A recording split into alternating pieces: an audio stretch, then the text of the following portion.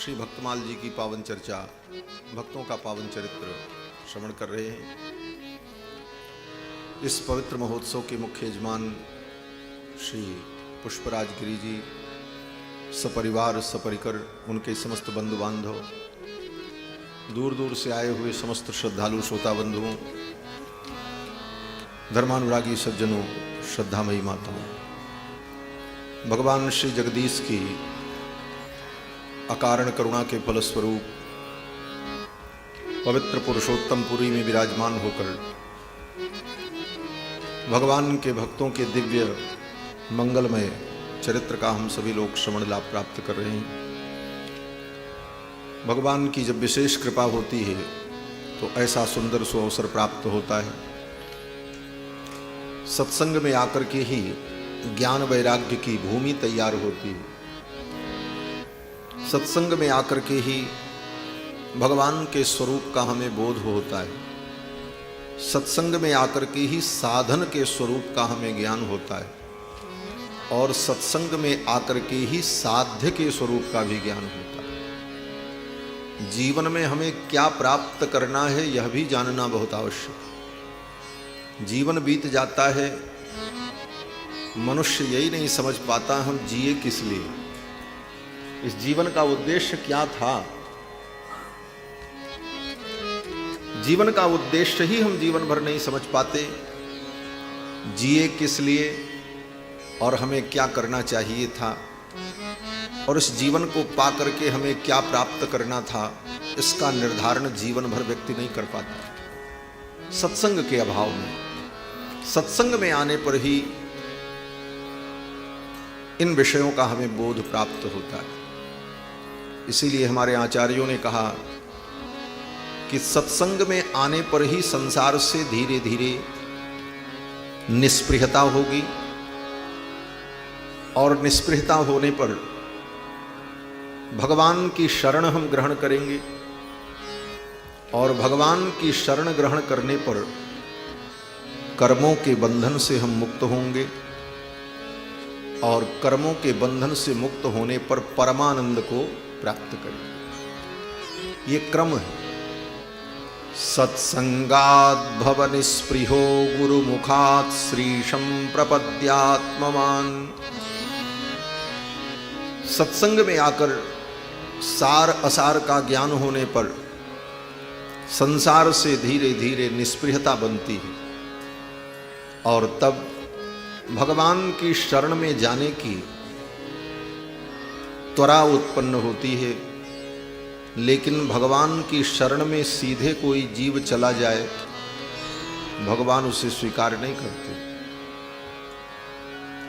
जैसे न्यायालय में न्याय प्राप्त करने के लिए कोई व्यक्ति सीधे जाकर के न्यायाधीश के सामने खड़ा हो जाए, बोले न्याय करो, तो न्यायाधीश के जो सिपाही होंगे, जो उनके परिकर होंगे, उसे पकड़ करके बाहर कर देंगे, भगाओ इसको, पागल को।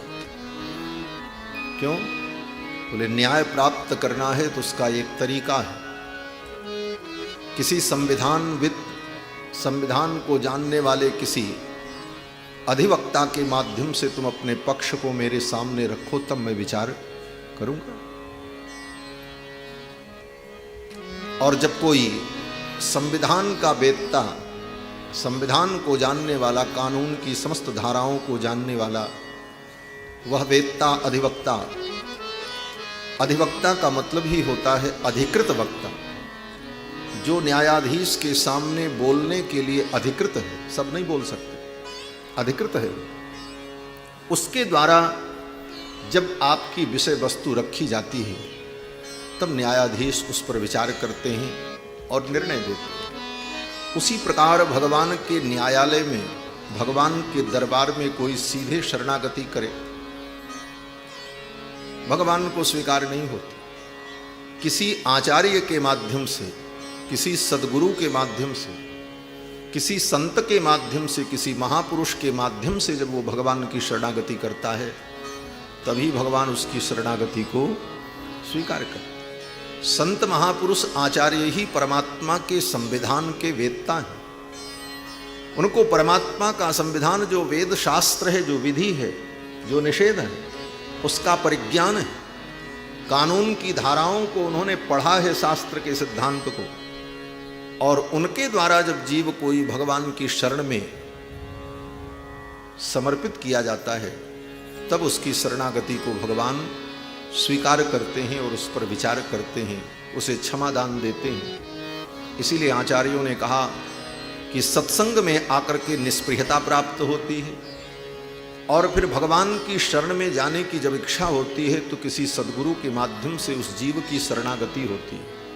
सत्संगात् भव निस्पृहो गुरुमुखात् श्रीशं प्रपद्यात्मवान। और भगवान की शरणागति कर लेने पर कर्मों का नाश हो जाता है।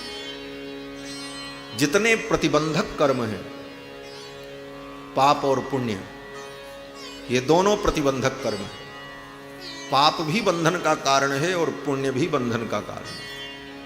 इसीलिए वेदांत में कहा गया कि पुण्य पापे विधूय निरंजन परमं साम्यमुपैति। पुण्य पापे विधूय, इसकी धमक कम कर दो। पुण्य पापे विधूय, पुण्य पाप दोनों के समाप्त हो जाने पर जीव जब निरंजन हो जाता है तभी उसे परम शांति आनंद की प्राप्ति होती है, क्योंकि पुण्य भी बंधन का कारण है और पाप भी बंधन का कारण। तो ये पुण्य पाप दोनों कैसे समाप्त होंगे? बोले भगवान की शरणागति कर लेने पर पाप को भगवान समाप्त कर देते। अहम त्वा सर्व पापेभ्यो मोक्षयिष्यामि मा शुचः, गीता में भगवान ने कहा। और बचा पुण्य, तो पुण्य को भगवान उस भक्त के जो परिजन होते हैं, उन भक्तों से जो प्रेम करते हैं, उनके खाते में भगवान ट्रांसफर कर देते। पाप का नाश कर देते हैं और पुण्य को उसके परिजनों में बांट देते। बोले पाप को क्यों नहीं बांट देते? बोले पाप कोई नहीं लेगा, पुण्य सब ले लेंगे। अभी आपको सरकार 1 लाख रुपए का पुरस्कार दे किसी अच्छे काम के लिए, तो आप घोषणा कर दो कि भाई मेरा ये 1 लाख रुपया गरीबों में बांट दिया जाए, तो ताली बज जाएगी, आपकी प्रशंसा होगी और वो बांट दिया जाएगा, किसी को कोई आपत्ति नहीं होगी। लेकिन अगर आपने कोई गलती की और आपको सजा सुनाई गई तो आप कहो कि हमारी सजा को हमारे परिवार वालों में बांट दो, ये लोग भोग लें, हम फुर्सत पा जाएं। बोले ऐसा नहीं होगा, भोगना तो तुम्ही को पड़े। तो पाप कर्म नहीं बांटा जा सकता, पुण्य कर्म तो बंट जाता है। तो भगवान पाप का नाश कर देते हैं, क्योंकि पाप को कोई लेगा नहीं। तो अहम त्वा सर्व पापेभ्यो मोक्षयिष्यामि। और पुण्य को, बोले पुण्य को भगवान उसके परिजनों के खातों में ट्रांसफर कर दे, ये लोग भोग ले। इसीलिए संत महात्माओं की, भगवत भक्तों की सेवा करने वाले सुखी होते हैं, आनंदित होते हैं। क्यों? बोले उनका पुण्य उनके तरफ जाता रहता है, क्योंकि उनको पुण्य की जरूरत नहीं। पुण्य पाप के बंधन से वो मुक्ति चाहते, इसलिए भगवान उनके पुण्य को वितरित कर देते। और इस प्रकार जीवात्मा कर्म के बंधन से मुक्त होकर और अपने प्रारब्ध को अपने इसी जीवन में भोग कर, कर्म बंधन से मुक्त होकर भगवान को प्राप्त कर लेता है। प्रारब्धम परिभुज्य कर्म शकलम प्रक्षीण कर्मांतर न्यासादेव निरंकुशेश्वर दया निर्लून मायान्वयो हार्द्रानुग्रह लब्ध मध्य धमनी द्वाराद बहिर्निर्गत।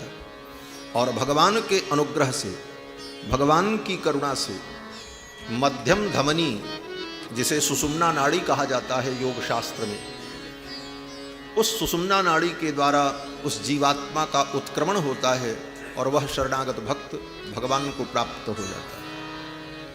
तो सत्संग में आकर के ही ये मार्ग हमें प्राप्त होता है। 4 प्रकार के पुरुषार्थ का वर्णन किया शास्त्र में। धर्म, अर्थ, काम और मोक्ष। मानव जीवन में आकर के इन 4 पुरुषार्थों को हम प्राप्त करें। नास्तिकों की दृष्टि में तो केवल 2 ही पुरुषार्थ है, अर्थ कामौ पुरुषार्थ। नास्तिक कहता है कि दो ही पुरुषार्थ है, अर्थ और काम। धन कमाओ और कामनाओं को भोगो, ये दो पुरुषार्थ। धर्म और मोक्ष नाम का कोई पुरुषार्थ नहीं है नास्तिकों की दृष्टि में। और जो सबसे बड़ा नास्तिक शिरोमणि चारवाक सबसे बड़ा नास्तिक सिद्धांत है। आज भी चारवाक के सिद्धांत को मानने वाले लोग हैं। उस चारवाक के सिद्धांत के अनुसार अर्थ और काम दो ही पुरुषार्थ है, अर्थ कामौ पुरुषार्थ। और ये श्राद्ध पिंडदान पूजा पाठ, बोले सब व्यर्थ की बातें, इनसे कुछ होने वाला नहीं। पितरों को पिंडदान करते हैं, बोले क्यों करते हो? अगर पितरों को यहां पर पिंड देने पर वहां पिंड मिल जाए तो रास्ते में जो यात्री जा रहा है उसके लिए उसके नाम पर घर में ही भोजन दे दो, रास्ते में उसे मिल जाए, रास्ते में ले जाने की क्या जरूरत? व्यर्थ पाथेय कल्पना, रास्ते का पाथेय ले जाने की क्या जरूरत? ऐसे ऐसे तर्कों के द्वारा जो सुनने में बड़े अच्छे लगते लेकिन बड़े भयानक, ऐसे तर्कों के द्वारा नास्तिक वैदिक सिद्धांत को, पारलौकिक सिद्धांत को खंडित करते हैं। तो नास्तिकों के मत में तो दो ही पुरुषार्थ, अर्थ काम पुरुषार्थ। नास्तिक तो यहां तक कहता है, चारवाक कहता है, जिस मां से तुम्हारा जन्म हुआ उसे छोड़कर दुनिया की कोई स्त्री तुम्हारे लिए अभोग्य नहीं है। मातृ योनिम परित्यज्य विहरेत सर्वयोनिषु, ऐसे नास्तिकों का सिद्धांत। लेकिन सनातन सिद्धांत, आस्तिक सिद्धांत तो यही है कि जीवन में चार पुरुषार्थ, धर्म अर्थ काम मोक्ष, चार पुरुषार्थों का हम अनुभव करें, इसे हम प्राप्त करें सद्मार्ग से। धर्म क्या है? बोले वेद विहित जो क्रिया है उसी का नाम धर्म। सीधी सीधी वेद धर्म की परिभाषा यही है, बहुत ज्यादा बुद्धि लगाने की आवश्यकता नहीं। वेद शास्त्र विहित जो क्रिया है, जो कर्म है, उसी का नाम धर्म है। और वेद के द्वारा, शास्त्र के द्वारा अविहित जो कर्म क्रियाकलाप है वो अधर्म है। और धर्म पूर्वक अर्थार्जन करना और धर्म पूर्वक उस अर्थार्जन से भोग को प्राप्त करना, यही काम है। और जब धर्म पूर्वक अर्थार्जन करके धर्म पूर्वक हम काम का भोग करते हैं, तभी हम मोक्ष के पथिक बनते हैं। फिर अंतिम पुरुषार्थ मोक्ष होता है। धर्म अर्थ काम मोक्ष, और इनका क्रम कितना सुंदर है। पहला धर्म और अंतिम मोक्ष। अर्थ और काम को दोनों के बीच में रखा। जैसे नदी के दो तट होते हैं और तट अगर सुदृढ़ है तो नदी शांति पूर्वक प्रवाहित होती है, सबको सुख देती है, किसी का अनिष्ट नहीं करती। लेकिन तटबंध अगर टूट जाएं तो वह नदी प्रलयंकर बनकर के गांवों को डुबो देती है। उसी प्रकार धर्म अर्थ रूपी और धर्म और मोक्ष रूपी दो तटबंधों के बीच में अर्थ और काम की नदी जब बहती है तो वो सुख और शांति भी देती है और जीव को परम गति की भी प्राप्ति होती। इसलिए धर्म और मोक्ष, ये दो तटबंध के बीच में रहकर अर्थोपार्जन करके काम का भोग, सुख का भोग जीव को करना चाहिए। यह शास्त्र की मर्यादा है।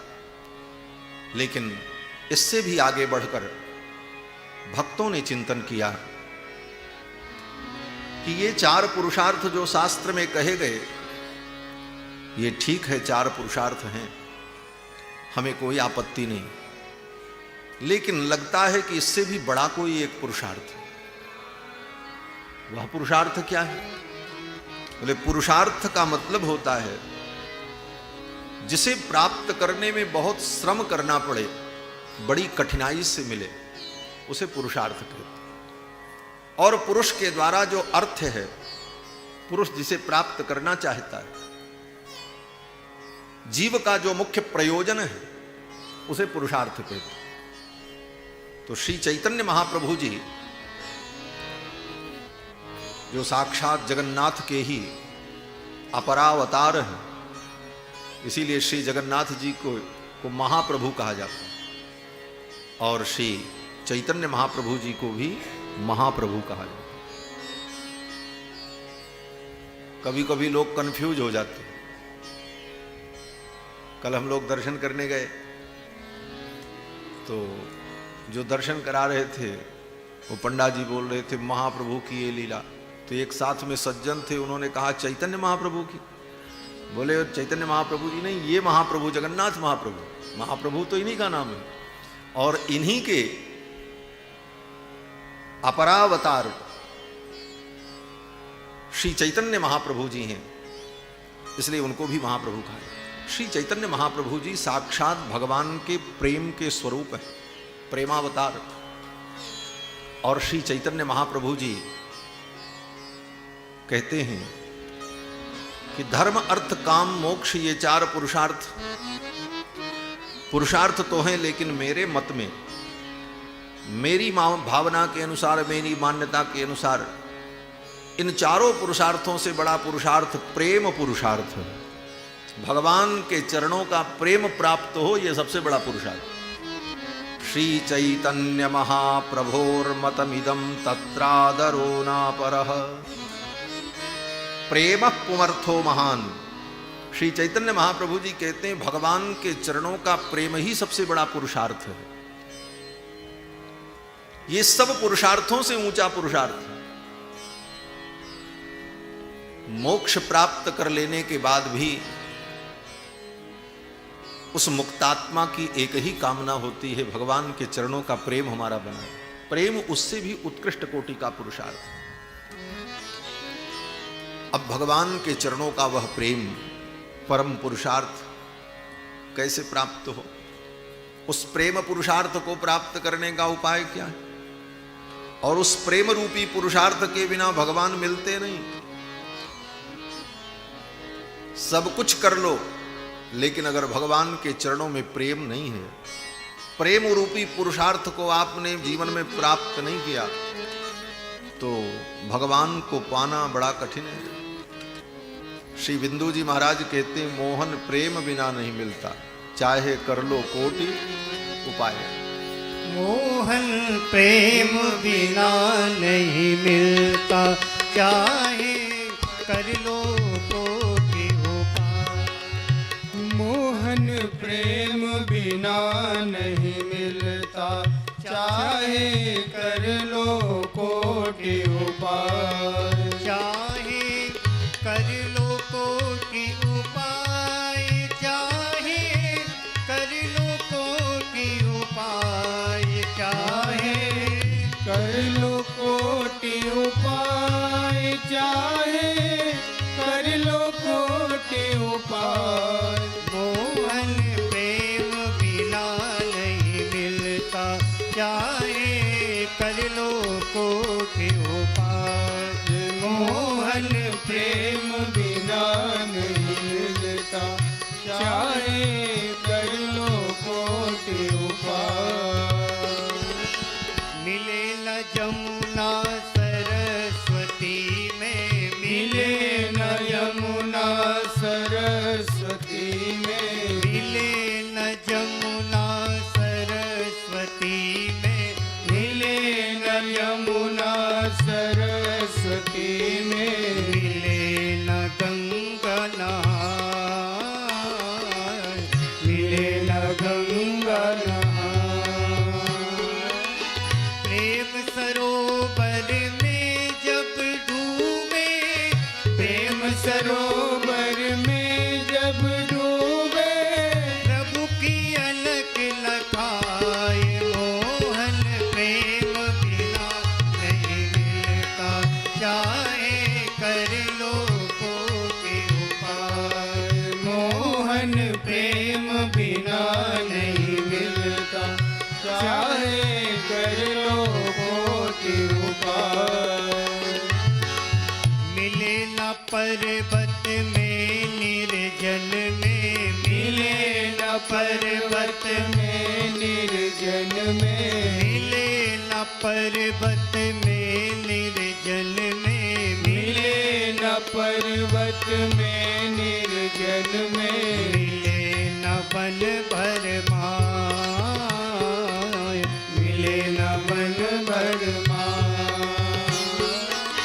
प्रेम बाग घूमे तो हरि को, प्रेम बाग घूमे तो हरि को, घट मिले पधराए मोहन प्रेम बिना नहीं मिलता, चाहे कर लो कोटि उपाय, मोहन प्रेम बिना नहीं मिलता, चाहे कर लो कोटि उपाय। मिले न पंडित को ज्ञानी को, मिले न पंडित को ज्ञानी को, मिले न पंडित को ज्ञानी को, मिले न पंडित को ज्ञानी को, मिले न ध्यान लगा, मिले न ध्यान लगा। ढाई अक्षर प्रेम पढ़े तो, ढाई अक्षर प्रेम पढ़े तो, नटवर नयन समाये मोहन प्रेम बिना नहीं मिलता, चाहे कर लो कोटि उपाय, मोहन प्रेम बिना नहीं मिलता, चाहे कर लो कोटि उपाय। मिले न मंदिर में मूरत में, मिले न मंदिर में मूरत में, मिले न मंदिर में मूरत में, मिले न मंदिर में मूरत में, मिले न अलग जगह, मिले न अलग जगह। प्रेम बिंदु दृग से टपके तो, प्रेम बिंदु दृग से टपके तो, प्रेम बिंदु दृग से टपके तो, प्रेम बिंदु दृग से टपके तो, तुरंत प्रकट हुई जाए मोहन प्रेम बिना नहीं मिलता, चाहे कर लो कोटि उपाय, मोहन प्रेम बिना नहीं मिलता, चाहे कर लो कोटि उपाय।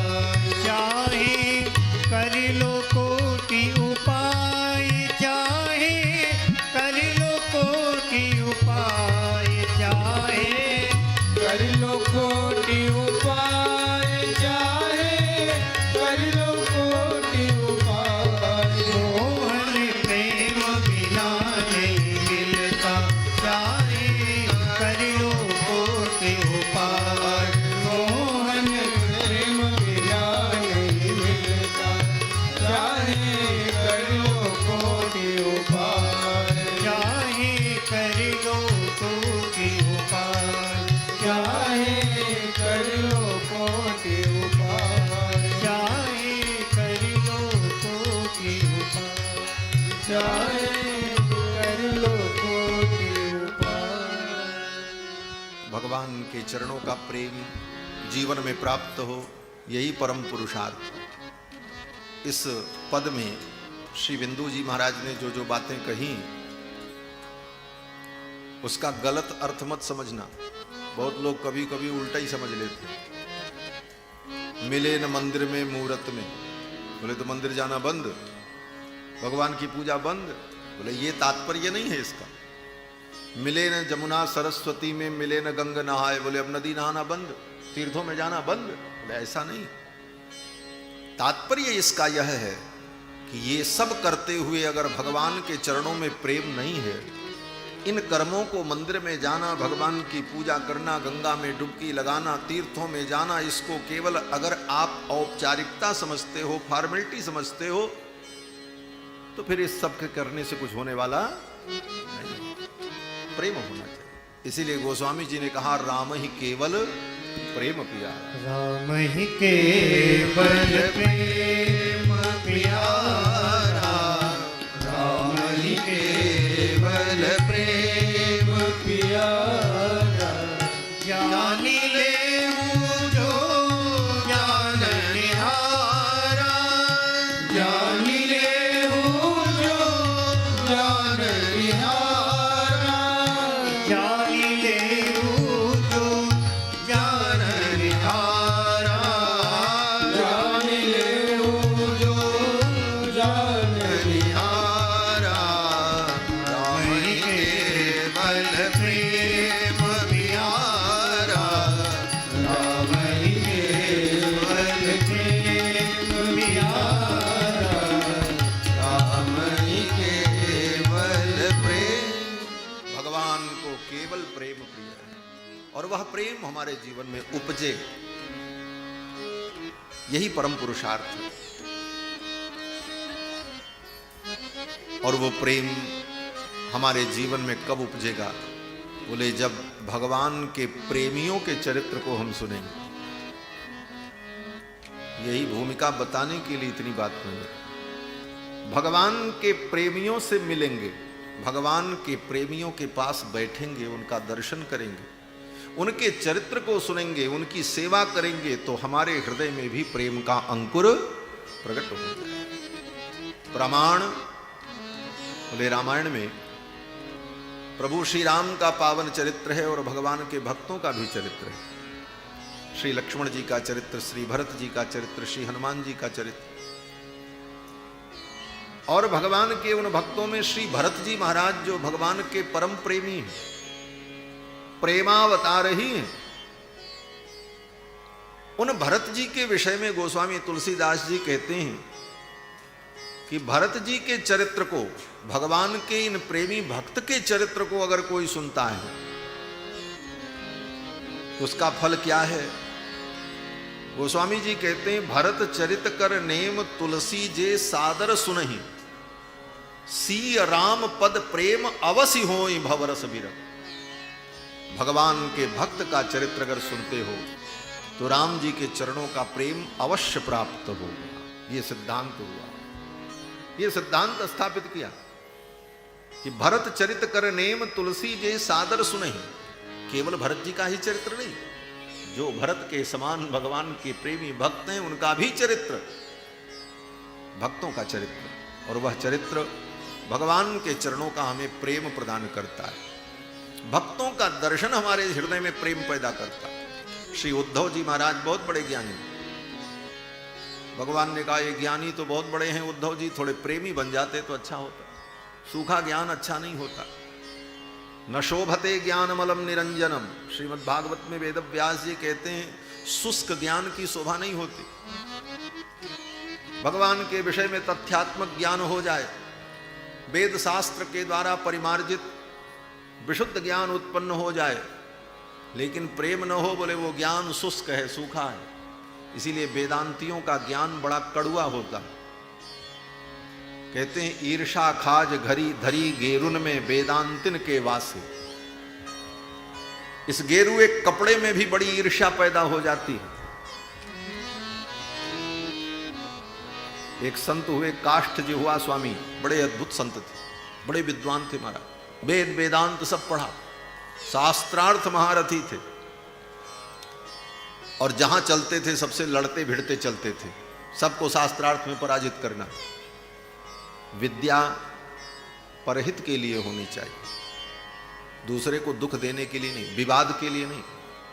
इसीलिए विद्वानों ने कहा विद्या विवादाय धनम मदाय शक्ति परेशान परपीडनाय खलस्य साधोः विपरीतमेतत् ज्ञानाय दानाय च रक्षणाय। विद्या, धन और शक्ति, इन तीनों चीजों का सही उपयोग क्या है? कहते हैं विद्या दूसरे को ज्ञान देने के लिए, ज्ञानाय, और धन है तो दानाय, दूसरे की सेवा के लिए, दान के लिए, और शक्ति बोले रक्षणाय, आपको भगवान ने शक्ति दी है तो लोगों की रक्षा करो। तो सज्जन व्यक्ति तो इन तीनों चीजों की, धन की, विद्या की और शक्ति की सही उपयोगिता जानता है, दूसरे को ज्ञान देता है, दूसरे की रक्षा करता है, दूसरे का सहयोग करता है। लेकिन जो खल होता है, दुष्ट होता है, उसको विद्या और शक्ति और धन मिल जाए तो क्या करता है? बोले विद्या विवादाय, वो विद्या के कारण विवाद करता चलता है, सबसे लड़ता रहता है। अरे तुम गलत बोले, शास्त्र ये कहता है, तुम पढ़े नहीं हो, तुम मूर्ख हो। वो केवल विवाद खड़ा करता है। विद्या विवादाय। और धनम मदाय, और धन हो जाने पर मद हो जाता है, उसे मद हो जाए। और शक्ति ही परेशान परिपीडनाय, और शक्ति के द्वारा दूसरे को पीड़ा देता है। ऐसा नहीं होना चाहिए।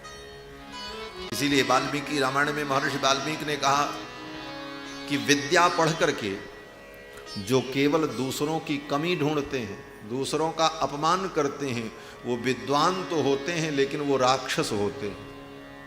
छिद्रम ही मृगयन्ते स्म विद्वांसो ब्रह्म राक्षसा, वो ब्रह्म राक्षस है। वेद को पढ़ा, शास्त्र को पढ़ा, लेकिन उसका सार नहीं समझा। तो काष्ठ जिह्वा स्वामी जी भी बहुत बड़े विद्वान थे, उनका पूर्व वृत्त मैं कह रहा हूं। देखो, संतों के जीवन को समझने के लिए इस बात पर ध्यान देना चाहिए, उनका पूर्व वृत्त जो है वो कुछ भी हो सकता है, उनका जो उत्तर वृत्त है, उनका पूर्व जीवन जो है वो बहुत भयानक, अपवित्र और पापमय भी हो सकता है। लेकिन उनका जो उत्तर जीवन है वो कल्याणमय, अगर दिव्यमय है, तो वो संत आदरणीय और पूजनीय है। उनके पूर्व वृत्त पर ध्यान नहीं देना चाहिए। अक्सर लोग इन बातों पर ध्यान देते हैं। किसी संत की महिमा सुने, बोले अरे उनको तो हम जानते हैं, पहले तो ऐसे थे। अरे बोले पहले वैसे थे ना, अब तो ठीक है। पहले तो कोई कुछ भी हो सकता, लेकिन बाद में अगर वो सदमार्ग पर है तो वह आदरणीय है, पूजनीय है। काष्ठ जिह्वा स्वामी जी भी ऐसे थे, पहले बड़े विलक्षण थे महाराज, जहां जाएं वहीं शास्त्रार्थ करो, पराजित करो, और बड़ी भयानक स्थिति हो गई। शास्त्रार्थ में शर्त रखते थे, देखो जो हार जाएगा उसको इतना रुपया देना पड़ेगा, उससे रुपया वसूलते थे, टैक्स लेते थे। विद्वान बेचारे देते थे। बाद में तो उन्होंने ऐसी स्थिति कर दी कि जो शास्त्रार्थ में पराजित हो जाएगा उसे अपना जीवन ही त्यागना पड़ेगा, ऐसी शर्त रखी। और किसी विद्वान को शास्त्रार्थ में पराजित कर दिया। उस बेचारे विद्वान ने उस शर्त के अनुसार, प्रतिज्ञा के अनुसार अपने जीवन को त्याग दिया, उसे मरना पड़ा। यह देखकर काष्ठ जिह्वा स्वामी जी को बड़ी पीड़ा हुई, पश्चाताप हुआ, ये विद्या पढ़ करके मैंने क्या किया, जीवन भर लड़ाई की, और आज मेरी विद्या इस स्तर तक पहुंच गई कि इस विद्या के कारण एक ब्राह्मण को आत्महत्या करनी पड़ी। महान पश्चाताप हुआ। उसी दिन से उन्होंने संकल्प कर लिया, आप शास्त्रार्थ नहीं करेंगे, ये सब काम बंद, बोलेंगे ही नहीं। बोले जीभ है तो बोलेगी। बोले लकड़ी का एक बाक्स जैसा कुछ बना करके जीभ में ऐसे लगा लिया और मुख में उसको रखे रहते थे, जीभ को हिलने नहीं देते कि कहीं कोई शब्द निकले ही नहीं, बोलना ही नहीं। इसलिए उनका नाम पड़ गया काष्ठ जिह्वा स्वामी। बड़े उद्भट विद्वान वेदांती थे। बाद में उन्होंने पदों की रचना की। संस्कृत के विद्वान थे, लेकिन भाषा में, लोक भाषा में उन्होंने पदों की रचना की। और उनके पद की एक रचना है, उनकी एक रचना है। काष्ठ जिह्वा स्वामी कहते हैं कि अभी तक तो मैं उस सूखे ज्ञान में डूबा था, लेकिन अब मुझे भगवत प्रेम समझ में आया। अब तो मैं भगवान का दास हो गया, अब तो मैं दास हो गया। ज्ञान में व्यक्ति दास नहीं बनता, स्वामी बनता है। और प्रेम में, बोले प्रेम में दास बनता है। इसीलिए ज्ञानी कहते हैं मैं भगवान का दास नहीं हूं, मैं तो स्वयं भगवान हूं। अहम ब्रह्मास्मि सोहमस्मि, मैं वही हूं, मेरे उसमें कोई अंतर नहीं। यह भी सिद्धांत शास्त्र सम्मत है। सबकी भावनाएं हैं अपने ढंग की, सबका समादर है, लेकिन यहां हम प्रेम की चर्चा, भक्ति की चर्चा कर रहे हैं। तो ज्ञानी तो कहता है सोहम, मैं तो वही हूं। लेकिन भक्त प्रेमी क्या कहता है? बोले भक्त प्रेमी सोहम में सो के पहले दा लगा देता है, एक अक्षर बढ़ा देता है, तो क्या हो जाता है? बोले दासोहम, मैं दास हूं, मैं तो उनका दास हूं भगवान का। तो काष्ट जिह्वा स्वामी जी भी कहते हैं अब मैं सोहम नहीं हूं, मैं तो दासोहम। और देखो, संपूर्ण ज्ञान विज्ञान पढ़ने के बाद यही अनुभव करना चाहिए, मैं भगवान का दास हूं। हनुमान जी से बड़ा कोई विद्वान होगा? रोज हम लोग स्तुति करते हैं ज्ञानी नाम अग्रगण्यम। और ये ज्ञानी नाम अग्रगण्यम क्यों कहा? बोले ज्ञानियों में सर्वश्रेष्ठ हनुमान जी महाराज इसलिए हैं कि इनको डीलिट और पीएचडी जो सबसे बड़ी डिग्री होती हो, जो भी मान लो, वो अवार्ड अगर किसी ने दिया है तो स्वयं भगवान ने दिया, किसी विश्वविद्यालय ने नहीं दिया। स्वयं भगवान जो ज्ञान स्वरूप हैं, स्वयं भगवान वाल्मीकि रामायण में जब हनुमान जी आए तो लक्ष्मण जी से भगवान कहते हैं, लक्ष्मण ये बहुत बड़े ज्ञानी है, लगता है इन्होंने चारों वेदों का अध्ययन किया है। नानृग वेद विनीतस्य ना यजुर्वेद धारिण। भगवान कहते हैं लक्ष्मण, जिसने ऋग्वेद का अध्ययन न किया हो, यजुर्वेद का अध्ययन न किया हो, सामवेद का अध्ययन न किया हो, अथर्व वेद का अध्ययन न किया हो, वो ऐसी वाणी नहीं बोल सकता जैसा ये बोल रहे हैं। और व्याकरण शास्त्र, बोले व्याकरण शास्त्र को तो इन्होंने अनेक बार पढ़ा। भगवान ने इसी प्रशंसा की। भगवान कहते हैं लक्ष्मण, इतनी देर तक इन्होंने वार्ता की लेकिन इनकी वाणी में कोई विकार नहीं हुआ, कोई अशुद्ध शब्द नहीं निकला, यहां तक कि शरीर में भी कोई विकार नहीं दिखाई पड़ा। और भगवान ने कहा लक्ष्मण, बहुव्याहरतानेन न किंचित अपशब्दितम। इतना होने के बाद भी इनके मुख से कोई अपशब्द नहीं निकला। तो इतनी बड़ी प्रशंसा भगवान ने हनुमान जी की, इसलिए हनुमान जी महाराज ज्ञानी नाम अग्रगण्यम। और वो हनुमान जी महाराज इतने बड़े ज्ञानी होकर के क्या कहते हैं कि दासोहम कौशलेन्द्रस्य रामस्याक्लिष्टकर्मणः। मैं तो भगवान का दास हूं, मैं तो भगवान का दास हूं। दासोहम कौशलेन्द्रस्य रामस्याक्लिष्टकर्मणः हनुमान शत्रु सैन्यानाम निहंता मारुतात्मजः। और मैं हनुमान हूं, शत्रुओं का संहार करने वाला। तो भगवान के भक्त अपने को दास अनुभव करते हैं, यही भक्तों का स्वरूप है। तो काष्ट जिह्वा स्वामी ने फिर भाषा में पदों की रचना की और उस पद में श्री काष्ट जिह्वा स्वामी जी कहते हैं कि अब तो दास भये हैं खासे। अब तो भगवान के हम खास दास हो गए। अब तो दास भये हैं खासे, श्री रघुवर रूप पियासे। आई दीनता बात बन गई, सब सियजू की करुणा से। किशोरी की करुणा भई, जीवन बन गया, अब तो दास भये हैं खासे। और ये गेरुआ वस्त्र और ये करवा कमंडल और ये वेदांत की फक्किकाएं, काष्ट जिह्वा स्वामी कहते हैं कि ईर्षा खाज धरी गेरुन में। इस गेरुए कपड़े में भी बड़ी ईर्ष्या है महाराज, बड़ी लड़ाई है। वो तो जो वहां रहता है सोई जाने। और आप लोग नहीं जानते, भली बात है, जानना भी नहीं, कोशिश भी मत करना।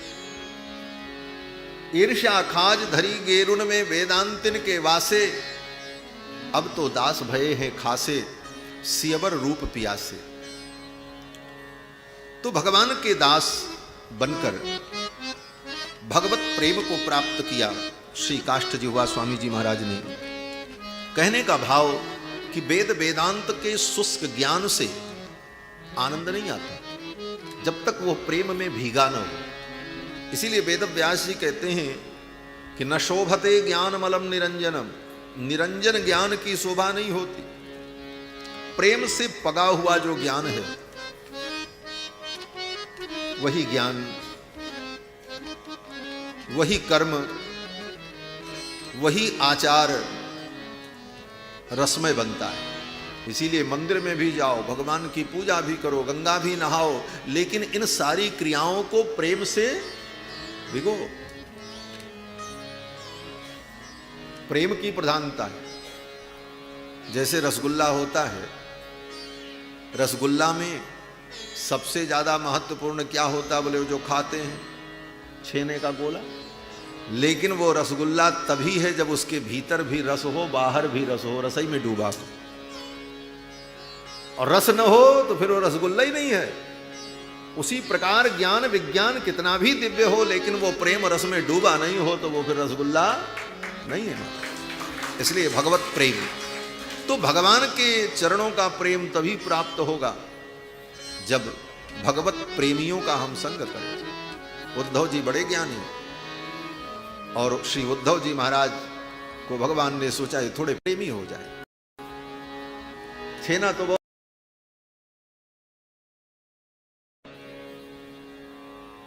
और रस में डुबोने के लिए ही भगवान ने उद्धव जी को वृंदावन की यात्रा कराई। और वृंदावन में जाकर के भगवान की प्रेयसी जो गोपांगनाएं हैं, उन गोपांगनाओं का संग किया, उनका दर्शन किया, उनका सानिध्य प्राप्त किया। तो उद्धव जी प्रेम के रस में डूब गए, बन गए रसगुल्ला। अब ठाकुर भोग लगाएंगे। उद्धव जी भी प्रेम रस से परिपूरित हो गए, क्योंकि गोपियां प्रेम की ध्वजा हैं। श्री परमानंद दास जी महाराज बड़े रसिक संत हुए। वो कहते हैं गोपी प्रेम की ध्वजा। गोपी क्या है बोले, प्रेम की ध्वजा है। गोपी प्रेम की ध्वजा, जिन गोपाल किए बस अपने उर्धर श्याम भुजा। गोपी प्रेम की ध्वजा, उन प्रेम की ध्वजारूपिणी गोपियों का संग पा करके उद्धव जी को भी उस रस की अनुभूति हुई, परमानंद हुआ। कहने का भाव कि भगवान के भक्तों का संग, उनका दर्शन, उनका स्पर्श, उनका सानिध्य, उनका चरित्र, उनकी वाणी हमारे हृदय में प्रेम रस का संचार करती। इसीलिए भक्त लोग, सज्जन पुरुष भगवान के भक्तों का चरित्र अनुसंधान करते। भरत चरित कर नेम तुलसी जे सादर सुनहि, सी राम पद प्रेम अवसी होए भवरस विरस। और श्री ठाकुर जी को तो भक्तों का चरित्र परम प्रिय है। श्री जगन्नाथ भगवान, जगदीश के अनेक ऐसे दिव्य भक्त हुए जिनका चरित्र हमारे लिए आदर्श है। आज भगवान की जैसी प्रेरणा भई है, उस प्रेरणा के अनुसार भगवान के एक बड़े प्रसिद्ध भक्त हुए सदन कसाई। नाम सुना होगा, बड़ा प्रसिद्ध नाम है सदन कसाई का। भगवान का भजन करके भगवत भक्ति के प्रताप से सदन कसाई तर गए। कसाई के कुल में जन्म हुआ, लेकिन भगवत भक्ति इन्हें प्राप्त हुई, भगवत प्रेम प्राप्त हुआ। श्री प्रियादास जी महाराज 394वें कवित्व में श्री सदन जी का चरित्र वर्णन करते हैं। श्री नाभादास जी ने तो अपने मूल भक्तमाल में 96 कवित्व में, 56 छंद में सदन कसाई का केवल नाम लिया है, पूरा चरित्र नहीं कहा। सदना दुख मोचन, सदना के दुख को भगवान ने दूर किया, इतना कहकर श्री नाभादास जी महाराज ने सदन कसाई के चरित्र का संकेत किया। आसाधर देवराज नीर सधना दुख मोचन। 96 56 छंद।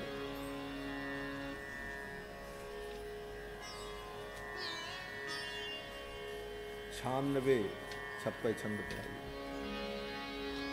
भव प्रवाह निस्तार हित। भव प्रवाह निस्तार हित अवलंबन ये जन भये। भव प्रवाह निस्तार हित अवलंबन ये जन भये। सोझा सीमा आधार लीन हरि नाम त्रिलोचन। सोझा सीमा आधार लीन हरि नाम त्रिलोचन। आशा धर जो राज नीर सदना दुख मोचन। आशा धर जो राज नीर सदना दुख मोचन। काशीश्वर अवधूत कृष्ण किंकर कटहरिया। काशीश्वर अवधूत कृष्ण किंकर कटहरिया। शोभूता राम नाम डूंगर व्रत धरिया। शोभूता राम नाम डूंगर व्रत धरिया। पद्म पदार्थ रामदास विमलानंद अमृत। पद्म पदार्थ रामदास विमलानंद अमृत। पद्म पदार्थ रामदास विमलानंद अमृत। पद्म पदार्थ रामदास विमलानंद अमृत। भव प्रवाह निस्तार हित अवलंबन ये जन भये। भव प्रवाह निस्तार हित अवलंबन ये जन भये। हाँ अवलंबन ये जन भये। हाँ अवलंबन ये जन भये। अनेक भक्तों के चरित्र को एक ही कवित्त छंद में, वो 56 छंद में श्री नाभादास जी महाराज ने इन भक्तों के चरित्र को संजोया। और इस 56 छंद की प्रथम पंक्ति में नाभादास जी कहते हैं, भव प्रवाह निस्तार हित अवलंबन ये जन भये। ये भगवान के जो भक्त हैं संसार में बहते हुए प्राणियों के लिए अवलंब बन गए। देखो, भक्ति में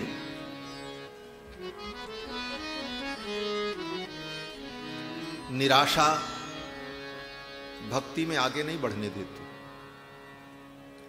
अवसाद, अगर जीव ये सोच ले हम तो बहुत बड़े पापी हैं, हम अज्ञानी हैं, हमारा तो उद्धार हो ही नहीं सकता, हमारे ऊपर तो भगवान की करुणा नहीं हो सकती, ऐसा चिंतन अगर आ जाए हृदय में, बोले तो वह जीव फिर हार जाता।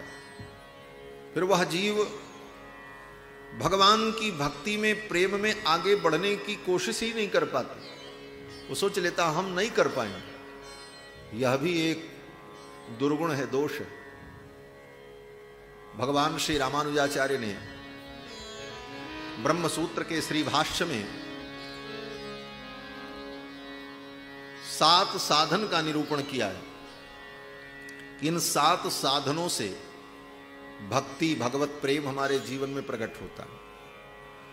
उन 7 साधनों का जहां पर वर्णन किया भगवान रामानुजाचार्य जी ने, तो कहते हैं, विवेक विमोकाभ्यास क्रिया कल्याण अनवसाद अनुद्धर्ष साधन सप्तक जन्या भक्ति। विवेक, विमोक, अभ्यास, क्रिया, कल्याण, अनवसाद, अनुद्धर्ष, इन 7 साधनों को बताया। अब साधनों की व्याख्या मैं नहीं करूंगा क्योंकि विषयांतर होगा, लेकिन इन 7 साधनों में जो अंतिम 2 बताए, अनवसाद और अनुद्धर्ष, भगवान श्री रामानुजाचार्य कहते हैं अनवसाद, अवसाद न हो। अगर ये अवसाद हो गया कि हम तो तरेंगे ही नहीं, हम नहीं तर सकते क्योंकि हमने तो इतने पाप किए हैं, हमारा तो उद्धार ही नहीं होगा, इस बात का अगर अवसाद आ गया तो फिर भक्ति आपको प्राप्त नहीं होगी। अवसाद से ऊपर निकलकर अनवसाद, अवसाद मत करो। भगवान का दरबार तो इतना उदार है कि यहां तो बड़े बड़े पापी का उद्धार हो जाता। कोटि विप्रबध लागी ही जाहू, आए शरण तजहु नहीं ताहू। करोड़ों ब्रह्म हत्या लगी हो, जीव शरण में आ जाए तो भगवान उद्धार करते। बोले महाराज हो सकता है उस दरबार में भी मेरा उद्धार न हो। क्यों? ये अभी एक बड़ी अद्भुत कथा है। इतनी बातें एक साथ याद आती, मैं सोचता हूं क्या बताऊं क्या ना बताऊं, सारी बातें स्मरण में आने लगती। एक बार श्री धनुर्धर दास जी महाराज, रामानुजाचार्य जी के जो शिष्य, जिनकी चर्चा हमने सुनाई थी, रामायण की कथा हो रही थी और रामायण की कथा में विभीषण शरणागति का वर्णन हो रहा था। और जब विभीषण जी भगवान की शरण में आए तो जितने भगवान के परिकर थे, श्री हनुमान जी को छोड़कर और लक्ष्मण जी को छोड़कर जितने परिकर थे, सब ने विभीषण को आने से रोका और सब ने कारण बताए। बोले इसको घुसने मत देना, ये राक्षस का भाई है, ऐसा है वैसा है। और बड़ी लंबी कथा है, पूरा एक सर्ग बीत गया उसी में, सबके कथन उपकथन में। इसकी चर्चा कथा में चल रही थी। धनुर्धर दास बैठ करके सुन रहे थे और जब ये प्रसंग आया तो उठ गए और रोते हुए निकल करके भाग गए। तो रामानु स्वामी ने देखा, बुलाया, धनुर्धर दास इधर आए। बोले तुम सत्संग छोड़कर दुखी होकर क्यों चले गए? तो धनुर्धर दास ने कहा मेरा उद्धार नहीं हो। जब विभीषण जैसे भक्त को भगवान के परिकरों ने इतनी परीक्षा ली और इतनी फटकार लगाई, घुसने नहीं दिया दरबार में, तो मेरे जैसा पापी तो जा ही नहीं सकता। अवसाद में चले गए। तब रामानुज स्वामी ने समझाया ऐसा नहीं है, भगवान करुणा वरुणालय है और तुम निश्चिंत रहो, भगवान की शरण में तुम्हें स्थान मिलेगा और तुम शरणागत हो, इसलिए तुम्हें ऐसा अवसाद नहीं करना चाहिए। तो अवसाद आ जाए कि हमारा उद्धार नहीं होगा, हम तो बहुत बड़े पापी हैं, बोले तो भक्ति नहीं हो सकती। और हमारे आचार्य तो कहते हैं चिंता मत करो, भगवान के दरबार में अगर तुम्हारी सुनवाई नहीं हुई तो उससे भी बड़ा एक दरबार है, हाई कोर्ट से भी बड़ा एक कोर्ट है, सुप्रीम कोर्ट चले जाओ। ये सुप्रीम कोर्ट कौन है? बोले श्री जी का दरबार, श्री किशोरी जी का दरबार। उनकी दरबार में, उनके दरबार में तो निश्चित सुनवाई हो जाएगी। और हमारे आचार्यों ने वर्णन किया कि भगवान के दरबार में तो उसकी सुनवाई होती है जो शरण में आकर एक बार मैं आपका हूं ऐसी याचना करता है, उसके ऊपर कृपा होती है। सकृदेव प्रपन्नाय तवास्मीति च याचते। श्रीमद् वाल्मीकि रामायण में विभीषण शरणागति में कहते हैं एक बार प्रपन्न होकर हे प्रभो मैं आपका हूं इति याचते, ऐसी याचना करता है, तब भगवान उसकी रक्षा करते। लेकिन किशोरी जी का दरबार, श्री जी का दरबार, बोले श्री जी का दरबार तो भगवान से भी बड़ा है। क्यों? बोले कोई उनके दरबार में जाकर के अगर शरणागति न भी करे, लेकिन उनके सामने अगर वो दुखी हो रहा है और किशोरी जी ने देख लिया तो उसका कल्याण हो जाएगा, वो भगवान का शरणागत हो जाएगा।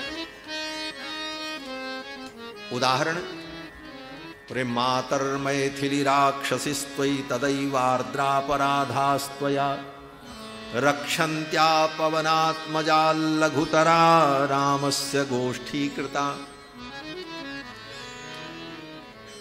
परसों की कथा में श्री पराशर भट्टर स्वामी जी का हमने स्मरण किया था। उन पराशर भट्टर स्वामी जी की यह रचना है श्री गुणरत्न कोश।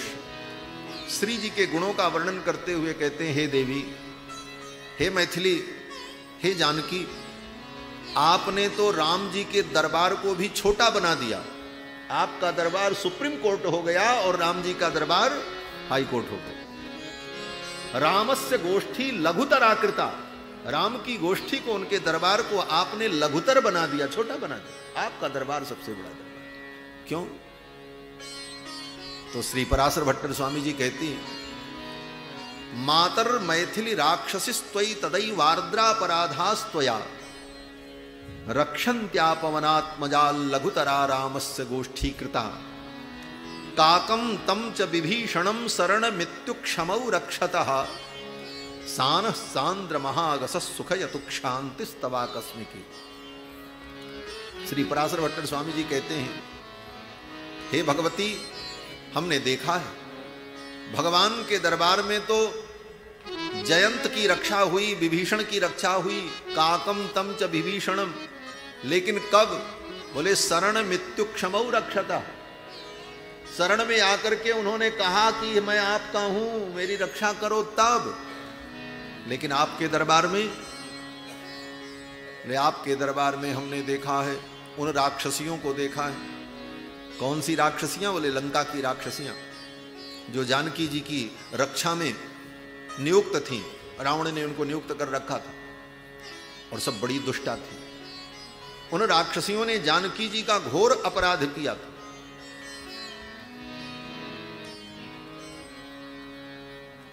उन राक्षसियों ने आर्द्र अपराध किए थे, ताजा ताजा अपराध, आर्द्रा अपराध। क्या अपराध किया था? राक्षसियां किशोरी जी को इतना सताती थी। एक तो किशोरी जी भगवान के वियोग में दुखी रोती रहती, तब तक उधर से 4-10 राक्षसियां आ जाती, बड़ी भयानक भयानक, प्रघसा, शूर्पणखा, व्योमकेशी, ये सब राक्षसियां आ जाती और आकर के कहती क्या? आपस में सब झों झों झों झों लड़ाई करती एक दूसरे और कहती, देखो इसका जो हृदय है ना उसको मैं खाऊंगी। दूसरी कहती, इसकी आंतें मैं खाऊंगी। चौथी आती कहती, मैं इसका सिर खाऊंगी। तीसरी कहती, देखो भाई लड़ाई मत करो, अपना अपना हिस्सा तय कर लो। इस प्रकार आकर के भगवती जानकी को भयभीत करती। एक राक्षसी आई, उसने कहा सब हटो, मैं आज सुरापान करके और इस मानुषी के मांस को खा करके इस निकुंभिला बेदी पर मैं नृत्य करूंगी, नाचूंगी।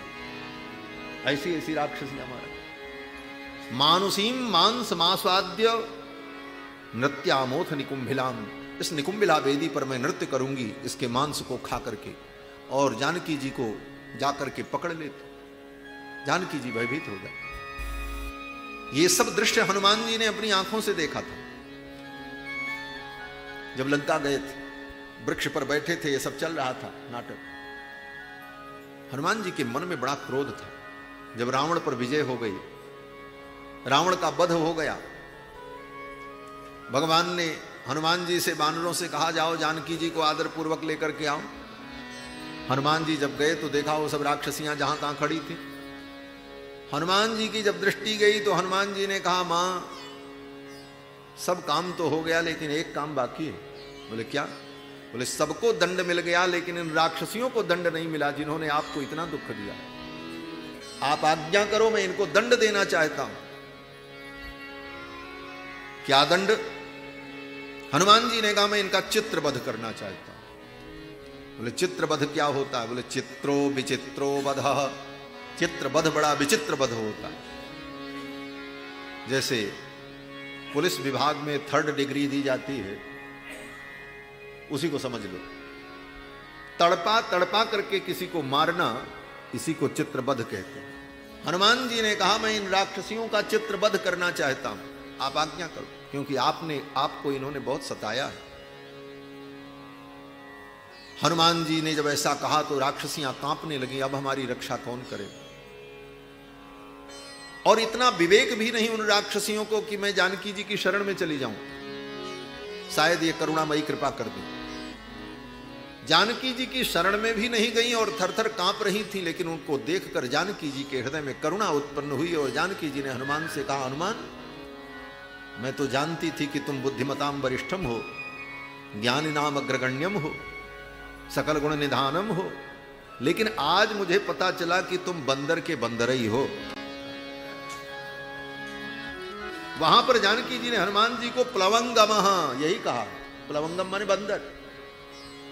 हनुमान, अंजनी सुत, ये सब संबोधन नहीं किया। प्लवंगम, तुम बंदर के बंदर ही हो। हनुमान जी ने कहा, क्यों? बोले तुम इनको दंड देना चाहते हो, इनका क्या अपराध है? हनुमान जी ने कहा इन्होंने आपको सताया। जानकी जी ने कहा इन्होंने कुछ नहीं किया, ये तो अपने स्वामी रावण के आदेश से ऐसा कर रहे थे। और सेवक कोई कार्य करता है तो वह कार्य उसके स्वामी का ही कार्य माना जाता है, और सेवक अगर कोई अपराध करे तो वह अपराध स्वामी का ही अपराध माना जाता है। भृत्यापराधे सर्वत्र स्वामिनो दंडमिष्यते। भृत्य के अपराध करने पर स्वामी को ही दंड मिलता है, और स्वामी को दंड मिल चुका है, रावण को दंड मिल चुका है, इसलिए ये दंड की अधिकारिणी नहीं है, इन्हें छोड़ दो। हनुमान जी के भय से उन राक्षसियों को जानकी जी ने मुक्त किया, जबकि वो राक्षसियां जानकी जी की शरण में नहीं आई। इसलिए आचार्य चरण इस भाव का चिंतन करते हैं और कहते हैं मातर मैथिली राक्षसिस्त्वयि तदैव आर्द्रापराधास्त्वया रक्षन्त्या पवनात्मजा लघुतरा रामस्य गोष्ठी कृता।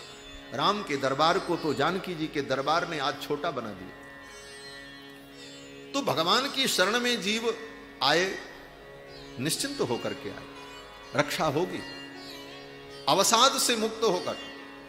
और अगर वहां रक्षा नहीं हुई तो सुप्रीम कोर्ट तो है ही है, किशोरी जी तो है ही है, क्या चिंता है, करुणामयी जानकी जी तो है ही है। तो रामानुज स्वामी यही कहते हैं अवसाद मत करो, अवसाद करोगे तो भक्ति नहीं। और दूसरी बात उद्धर्ष, अनवसाद अनुद्धर्ष।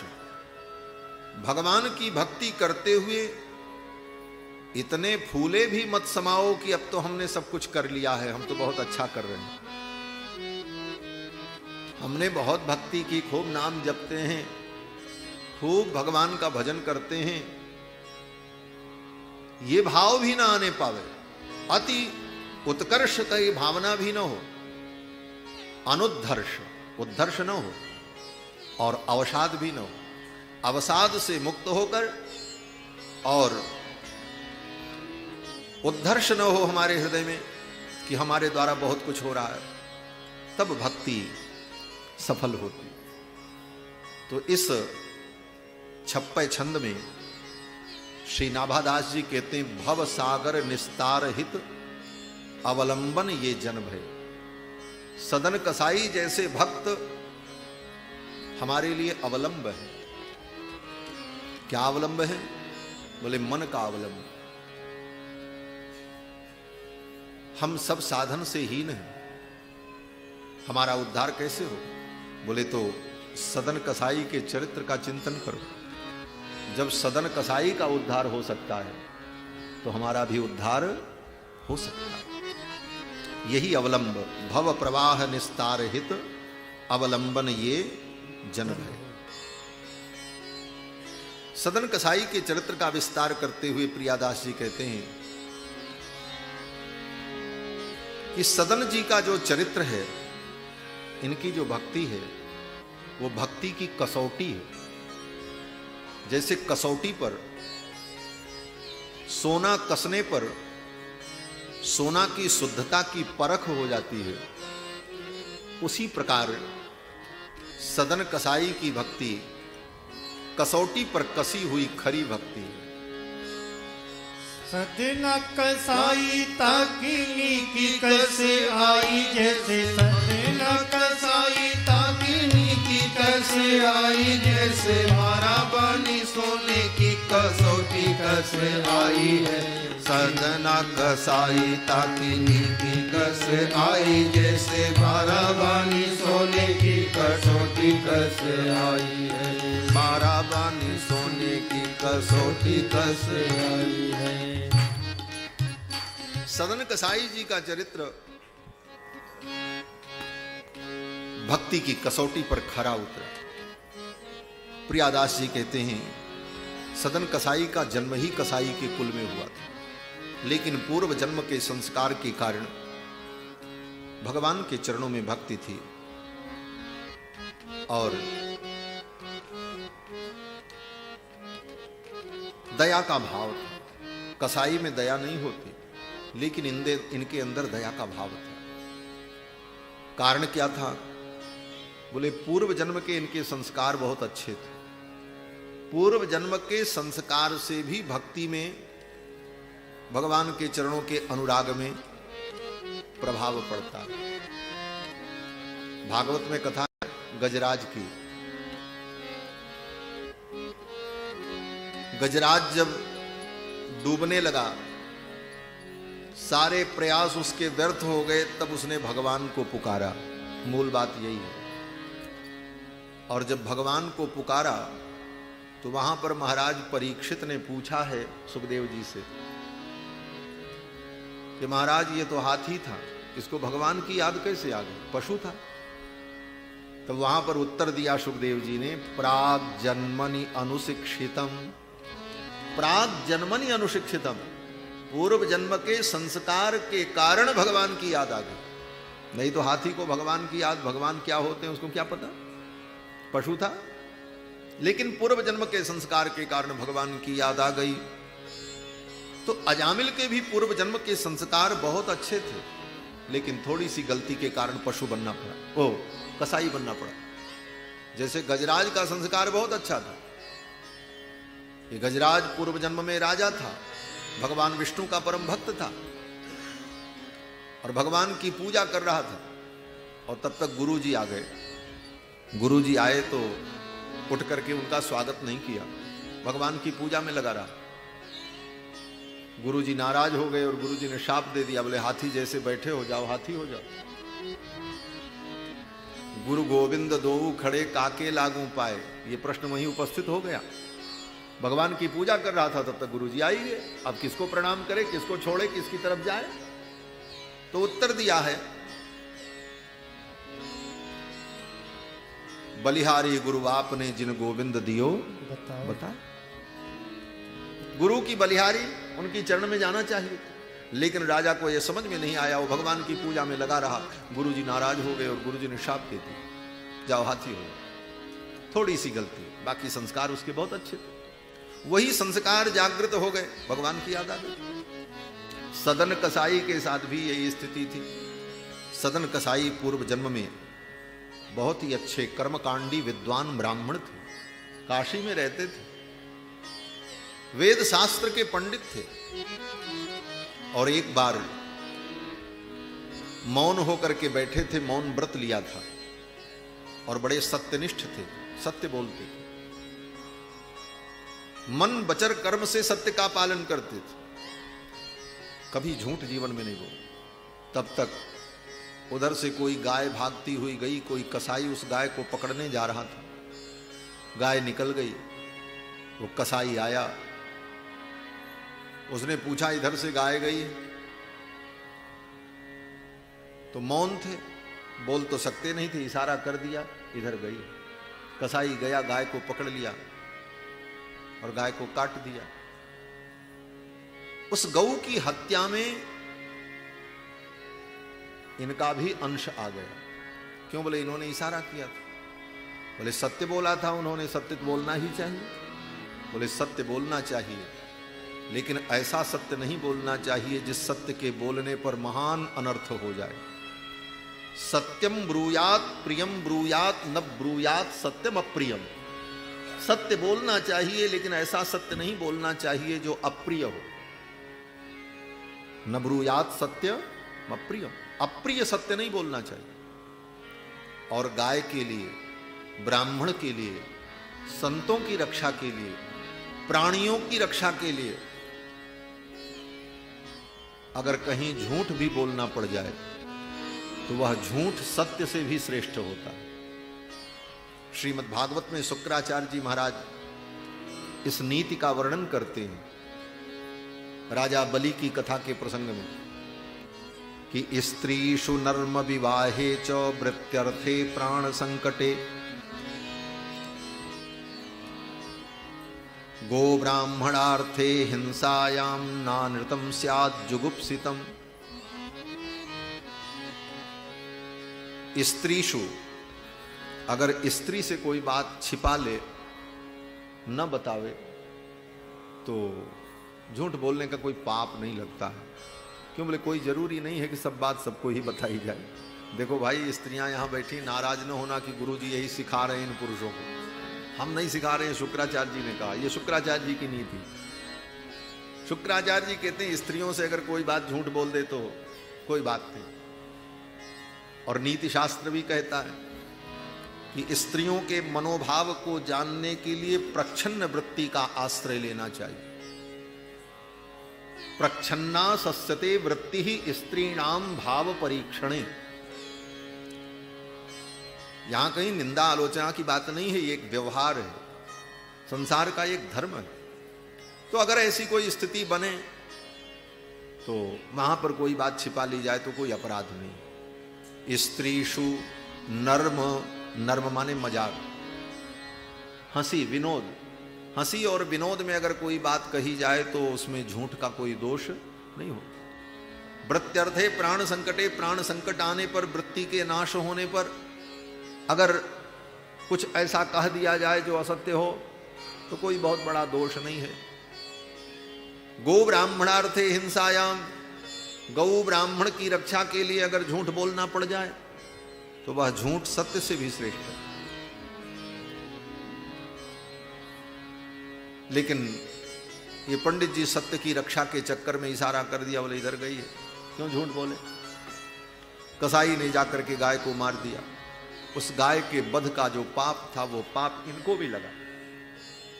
देखो, पाप एक व्यक्ति करता है लेकिन दोषी कई हो जाते हैं। चोरी एक व्यक्ति करता है लेकिन चोर के साथ जो जाता है वो भी पकड़ा जाता, भले वो चोरी न करे।